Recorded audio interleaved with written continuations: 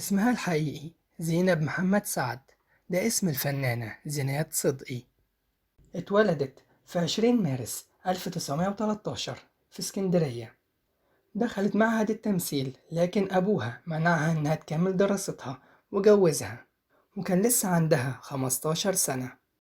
الجوازة دي ما استمرتش أكتر من سنة وانفصلت، وبعد كده اتجوزت تاني من الملحن إبراهيم فوزي، وانفصلت مرة تانية واتجوزت للمرة التالتة، وبرضه الجوازة ما استمرتش لفترة طويلة وانفصلت. كانت بتعشق مجال الفن وتمنت إن يجي يوم وتبقى فنانة، وبعد وفاة والدها اتمنت إنها تبقى مطربة، لكن عمها برضه رفض، وده اضطرها إنها تسيب اسكندرية مع والدتها، واشتغلت في كازينو مع بديعة مصبني وبقت مطربة. لكن بديعة مصبني اختارت إنها ترقص وما تغنيش مع تحية كاريوكا وسامية جمال، وبالفعل زينات صدقي وافقت واشتغلت رقاصة لحد ما شافها الفنان نجيب الريحاني. نجيب الريحاني عرض عليها إنها تشتغل في فرقته. وقتها كان بيعمل مسرحية اسمها الدنيا جرى فيها إيه، واتشهرت بدور الخدامة سليطة اللسان، وبرضه قدمت الشخصية دي في السينما. أشهر عانس في تاريخ السينما المصرية والعربية لحد دلوقتي. مع نهاية فترة الستينات بدأت تبعد عن الأضواء وعن الظهور، وآخر فيلم ليها كان في السبعينات سنة 1976، وهو فيلم بنت اسمها محمود.